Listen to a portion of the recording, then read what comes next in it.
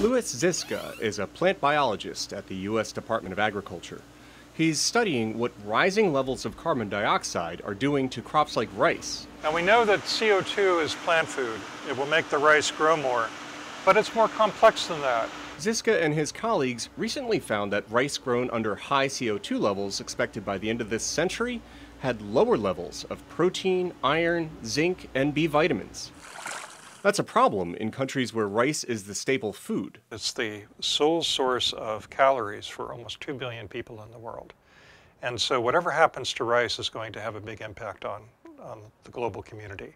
It's not just rice. Other studies have found corn, field peas, soybeans, and other crops also lose some nutritional value as CO2 levels go up. We think there's a dilution effect as the plants become bigger with more CO2. There's an imbalance between all the additional carbon in the air and the soil nutrients that are not compensating for all that additional carbon. It may work like this.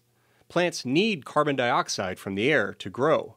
With more carbon dioxide in the air, plants grow bigger. But they also need nitrogen from the soil to make proteins and some vitamins. Nitrogen levels have not changed, so the plants are bigger, but the nutrients are less concentrated. It's not all bad news. Vitamins that do not contain nitrogen may do better. Vitamin C, you'll be happy to know, is mostly carbon. And so we think that as the CO2 increases, that vitamin C may, in fact, go up. But the impacts of rising CO2 go beyond food crops.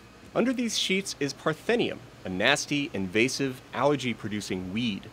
It makes a chemical that kills other plants. Ziska wants to know if parthenium is going to make more of it as CO2 levels rise. And if it is, then this plant's ability to dominate the landscape will be enhanced. And given how noxious this plant is, we really want to know that.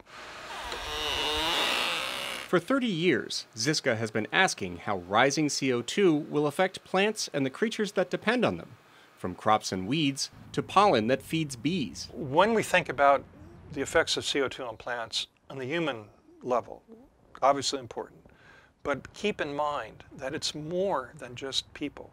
It is going to affect all living things. Even after 3 decades of research, Ziska says, scientists are just getting started. Steve Baragona, VOA News, Beltsville, Maryland.